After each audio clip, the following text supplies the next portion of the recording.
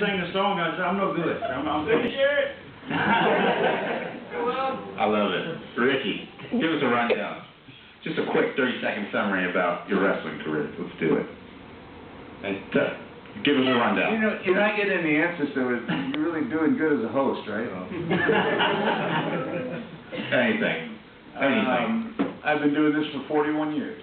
Yeah. 41 years. I started when I was 4. I've got about 6,000 matches under my belt, and I can say throughout the business during my career, which I truly believe the era that both Honk and Honky Tonk and myself were in was probably the last of the golden era, right? There was a lot of things that when we were introduced to national television as opposed to when it was just territories. You understand what I mean? When it was just territories throughout the United States, a lot of different promotions, and then it went coast to coast with WWF, that we started something new. Didn't know if it was going to take off, but we all realized at the time that it was something really, really big. And the next thing you know, all the main event guys and all the territories were flocking to the WWF. And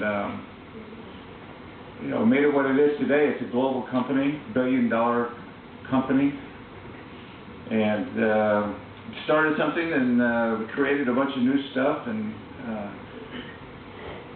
a lot of us got a lot of good exposure from it on a worldwide spec. And I truly believe because of that time period, it has allowed guys like myself and Honky Tonk to do what we're doing now because of the popularity that it gave us. So, but you know, the bottom line is we got to thank you guys, the fans, because if you never came out to watch us, we'd never be here. So thank you. He's absolutely right. People always say, they ask all the time, how was it at WrestleMania 3? Did you think it would ever be that many people or that? Never in our wildest dreams did we think this wrestling thing would end up, like he said, $1 billion company around the world. Every part of the globe knows about WWE and WrestleManias now. We never in our wildest dreams thought it would be that big, ever. We just happened to come along and be on the boat that was sailing really fast and made a lot of changes. And if it hadn't done what he just said and got so big and this exposure, we would have just drifted into oblivion as wrestlers and like all the old timers that came before us that didn't have the opportunity to play on a big stage like we did. And we were so fortunate, and we're so fortunate to have fans that continue, even though you think the product isn't as good now as it was back then, you still continue to come and you watch, and the shows are in Manchester were on the weekend, a couple of weekends ago, were sold out. They were sold out in London. They're sold out all over the world, everywhere they go. They're going to Japan in a couple of months. They've already sold it out over there. So, and it's because you guys love the wrestling business, and we love it too, because it's the only job I've ever had. I don't know how to do anything else. And I'm too old to start over. I love it. All right, well, let's go to the floor. Guys, any questions? Throw your hands up. Ask away.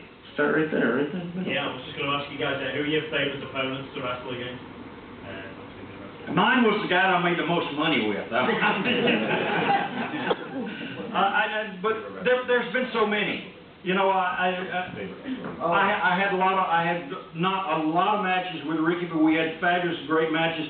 We worked very well together. We clicked. I had a lot of good matches with Macho Man Randy Savage. We clicked. It wasn't the easiest thing in the world dealing with Randy on a daily basis, but we worked well together. And with the Ultimate Warrior, I just tried to keep him from killing me. Well, great. You know, I got a lot of good PR with the match I had with Savage at WrestleMania 3, and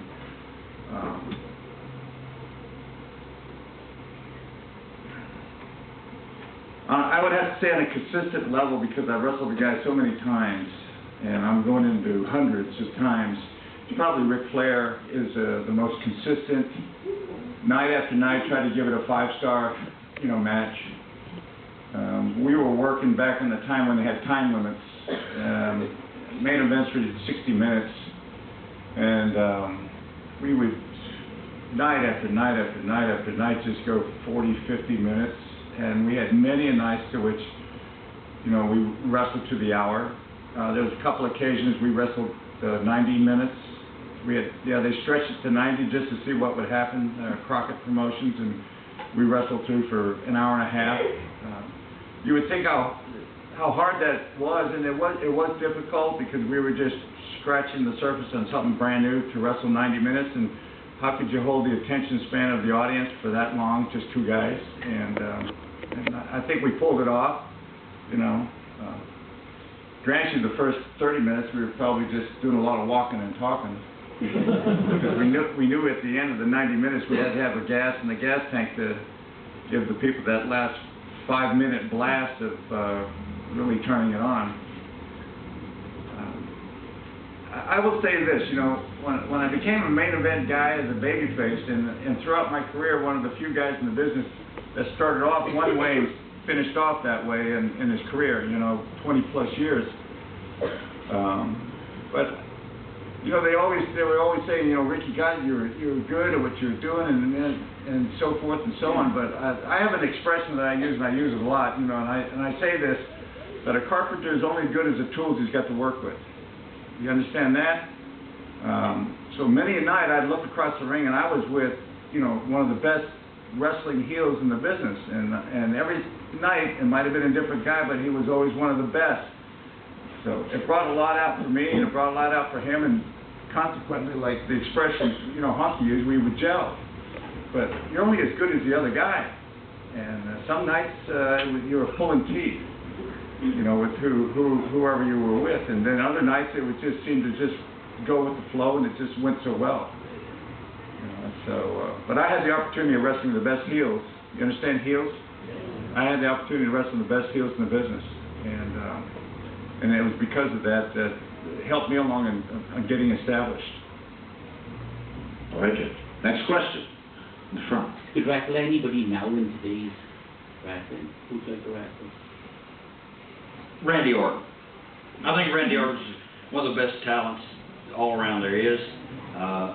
I made a comment a couple of nights ago. I looked outside with Ricky there, and I said, "Look, there's a full moon. Wonder where Marty Jannetty is tonight." Marty Jannetty is when a full moon happens, and then I said, "And you know who else?" And he said, "No." I said, "Randy Orton, the greatest guy in the world. When there's a full moon, no telling what Randy will do." They're just fabulous talent, though. His dad was fabulous, and I would like to work in the ring with him. Just he's a good guy too. I like him. If you like someone, you like to work with them. Some of the other guys I really don't know. I haven't been around. Ricky's been around more of those younger guys because he worked there later on, and I'm not around them. I knew their fathers and their grandfathers. That kid's a rock. I'd love to work with him. He's fabulous. He was great when he was 12 years old. So, he's the rock. He knows his role. I like that. When you like someone, you want to work with them, but when you hate someone, you just want to punch them in the face? Is that usually how it works? Well, you don't have to love someone to have matches with them. Randy, Macho Man, and myself, we were never on a personal friendship basis, and Rick might say the same thing. I never had dinner with Randy. I never sat down and coerced with him. It was always business. And that's nothing against Randy. I like his brother. I have a great conversation, but I could never sit down and have a conversation with Randy. He made me feel like I was trying to do something to him that I shouldn't be doing. I told someone today, when you shook Randy's hand, I said, "Hey, Macho Man." He'd go, "Oh, Honky Tonk Man." But he was looking to see if I had a knife sticking him in the back. But nobody was doing that to him. He was just wound that way. But sometimes there's guys that don't get along, period, and they just cannot work together. Bret Hart and Shawn Michaels just could not get along. I'll tell you that right now. They hated each other, and they still do. I don't care what Sean says or Brett says.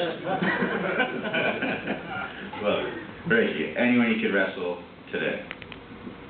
Well, when the question was brought up, but part of it is today, currently wrestling. But let me say this first. I've always said in a lot of these Q&As that I've done over the years that a guy that I would have liked to really get into the ring with would have been Shawn Michaels.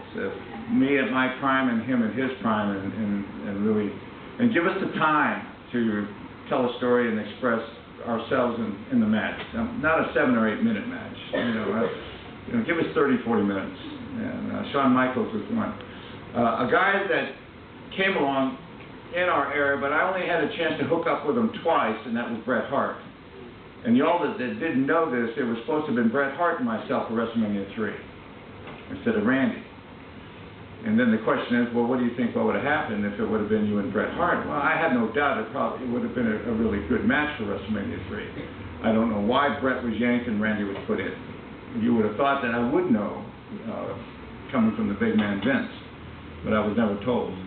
As a matter of fact, when I knew how I found out about me getting hooked up with Randy Savage for WrestleMania 3 was that I was brought into the office and said, okay, well, you're going to work with Randy. Not knowing that it was Bret weeks earlier. You know how I found out? I found out about 6 months ago, 29 years later, from Bret. We were doing an autograph session. And he said, Ricky, did you not know that it was you and I first at WrestleMania 3? And I said, you got to be kidding me. I said, no. And he said, good. And they yanked me out and put Randy in. And I don't know, he doesn't know why. I don't, and then this is the first I heard it 29 years later. And let me also tell you something. That match that Savage and I had, we had, what was it, Ricky Steamboat's DVD came out about 5 years ago. 5 years ago. So that would make it 24 years after the match. And it wasn't until that DVD of me came out that I got to actually see the match and play it back and watch it. 24 years later. 24 years later was the first time I actually got to sit down and watch it from the start to finish. First time ever. Better late than never, I guess. Better late than never, yeah. Well, that being said, you've been in the business a while, but if you step out from that and just as a pure fan,